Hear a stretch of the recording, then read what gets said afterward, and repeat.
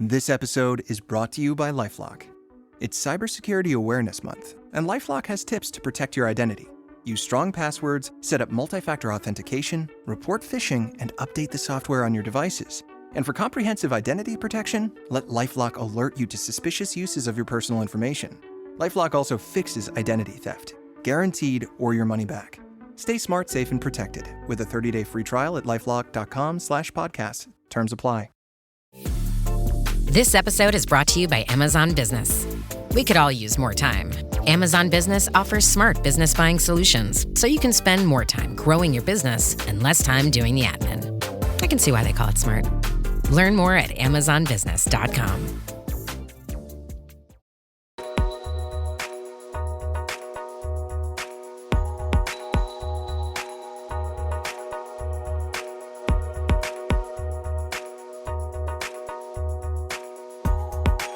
Welcome to episode 82 of the Inside Job Boards and Recruitment Marketplaces podcast. I am Stephen Rothberg, one of your two co-hosts.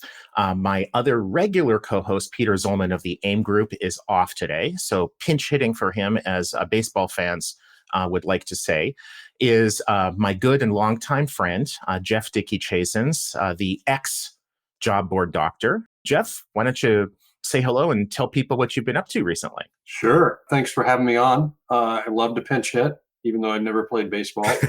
My name's Jeff Dickey-Chasins. As Stephen said, for many years I ran a job board consulting business called Job Board Doctor. It lives on with a new job board doctor, Julie Soash, and I am semi-retired in Connecticut, puttering around the house, fighting with my cats, and then occasionally doing work for clients. And now I want to introduce Vincent Cruz, Jobster. Vincent, why don't you tell us a little bit about yourself? Hi, Stephen. Hi, Jeff. I'm Vincent. I'm the product manager at Jobster, the new one, located in the Netherlands, coming from France. You can hear the accent probably, so sorry for that. Never apologize for a French accent. Never. As long as people understand it, it's fine, I guess. And I basically started at Jobster a year ago now as a product manager. I have been in the recruitment industry for 6-7 years. I have a background in marketing, did a lot of job advertising, and that's why I switched to this role.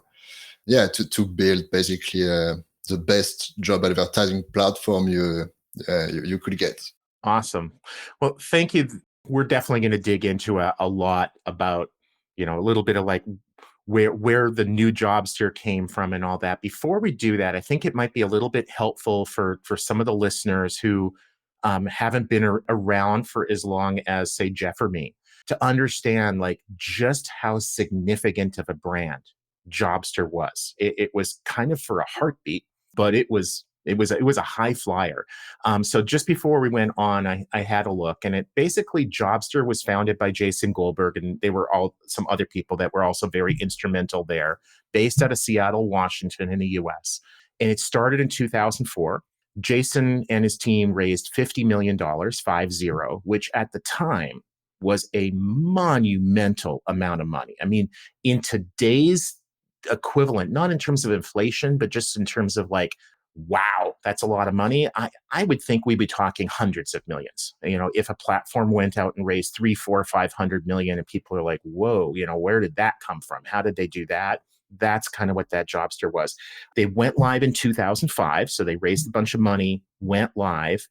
And within a couple of years, by 2007, they were sort of failing at that point. Jason stepped down as CEO. They had mass layoffs.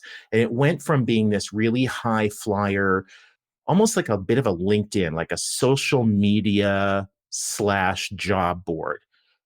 But we haven't heard much about it for probably, for me, maybe a decade or so, until I saw that these people in the Netherlands decided that they were going to step in and take the name. So Vincent, maybe you can talk to us a little bit about where this business came from, why, rather than just going out and getting some random domain for $10 or whatever, like how you found the Jobster brand, why you decided to buy it. The funny story is until we started posting in March, I think, or April about Jobster, that we would launch this new platform.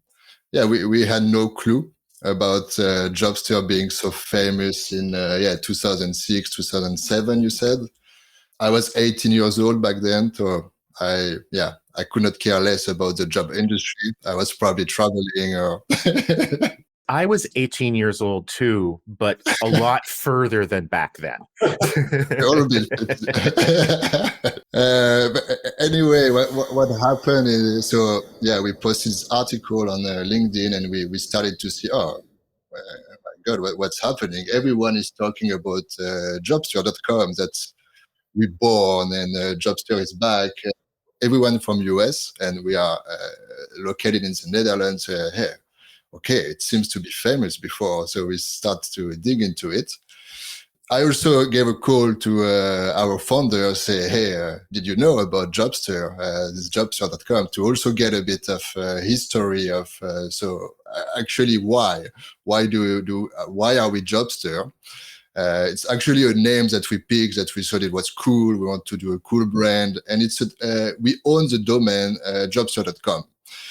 So it's part of, we have different business, we have staffing agencies, some job boards, and a part of it was Jobster Media. So that our job boards were part of jobbear.com, studentjob.nl, Bureau.nl, so a few popular job boards in the Netherlands. They were all under this umbrella Jobster Media. So we thought, okay, we have this Jobster.com domain that we bought years ago. Let's use it. So that's how it started, to use this name. And this domain has been bought by my company, mainly for SEO reason, for the all the backlink and history and all these things. That's, okay, we own Jobster Media. Let's buy Jobster.com. I cannot tell you how much it was back then, but that's the story behind. Darn it. That was going to be the next question, but I'll let Jeff take the next one. That is very interesting. And spent a little while poking around your site today. And I think one of the main pivots from what Jobster was to your new Jobster is that Jobster was very much a candidate focused platform. It was a job board of its time, if I remember correctly. It focused on matching.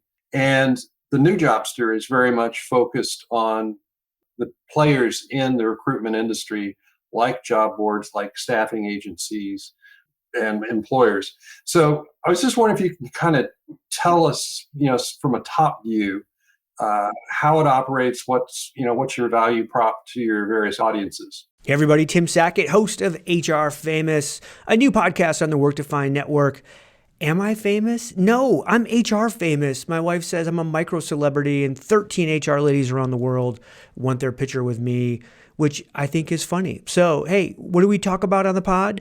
We talk about all the dumb stuff we do in HR in any given day, week, month, and we have fun with it, and we have some great guests. Come check us out. We're not famous. We're HR famous. Jobster is a tech platform.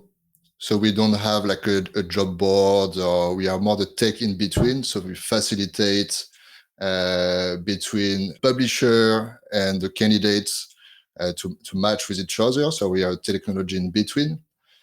So we connect the two.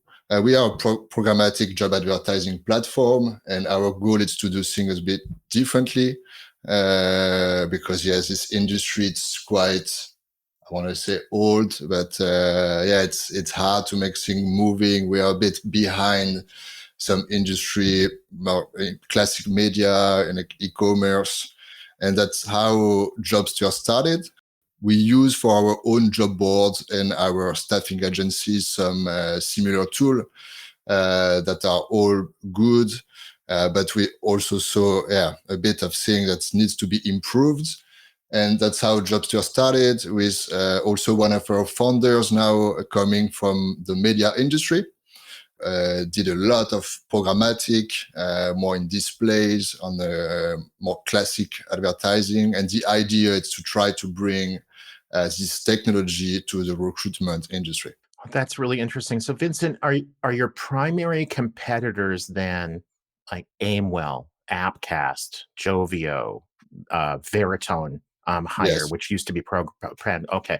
And is your business primarily focused today? I mean, who knows 5 years from now, but today, Are you primarily focused on the EU, all of Europe, geographically, which I would include like the UK in that, and non-EU countries, or what is your target market? So we started in the Netherlands. That's the one we know very well for our own other websites. So we have a lot of connections here with publisher and customers. So we launched in April. So we've been running it for 6 months now. And the goal is to expand first to EU, probably UK, Germany, France, and probably at some point the US. But yeah, I cannot predict that. We will see first the EU, that's the focus, yes. Interesting. One of the things that I'm curious about, and maybe you've already run into this, is that, to my knowledge, at this point, Appcast, even though it's US based, got a big boost in Europe because it was acquired by Stepstone and sort of dropped into that machinery. In your case, how are you planning to expand out from the Netherlands in terms of what you're doing? I mean, do you have a sales staff? Are you going to be doing alliances with different groups? Are you anticipating that you'll be acquired? No, for now. So we started in the Netherlands with more our network, I want to say. Mm-hmm. And we are in the phase where we are building a sales team to expand to other countries, so that the goal is to enter the market with a few connections there, build a network of publishers. Some of them are international, or we work with a lot of publishers that are already also in Germany, France, or UK. And we go there with a sales team,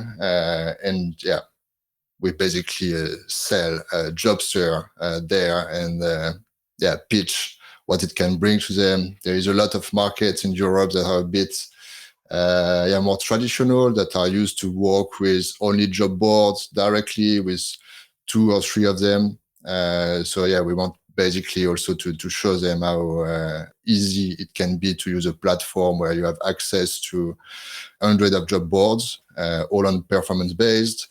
And a big part of it is to also reach the passive candidates. So it's one of the added value of Jobster, that we don't only have job sites, but we also have a big network of publisher websites. Think about news websites, niche website of specific industry, where if you're looking for somewhere in finance, you can push your jobs on some website where the audience is some people interested in finance. Interesting.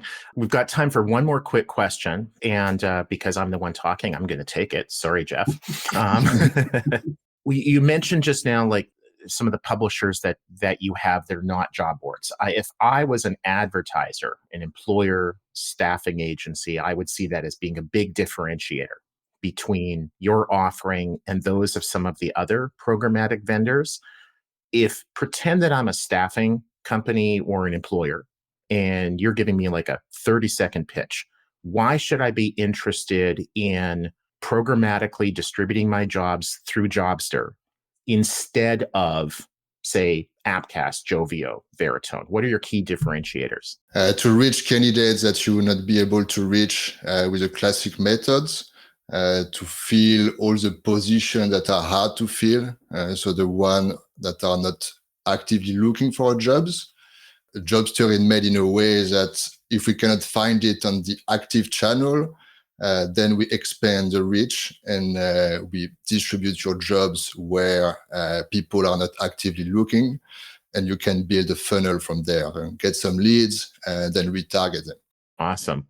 Well, this has been really interesting, and I'm happy to see the Jobster brand back. I always like the name. It's a great name. Yeah. It's a great name. And congratulations. And if we have you on again, you will have to tell us how much you purchased the name for. I'm going to dive into it. I will get the information. And in all seriousness, Vincent, if you are able to share that, let me know. And, we can, stick it into the comments or something on LinkedIn. I think it would be of interest. Maybe it's a private thing. Maybe it's not. Maybe you got like some amazing deal and you want to brag about it. And if not, maybe Jeff will buy it now that he's retired and just looking for ways to spend his money. But gentlemen, it has been awesome. Thank you so much. Thanks for having me. Yep. Thanks, Stephen. Cheers, guys.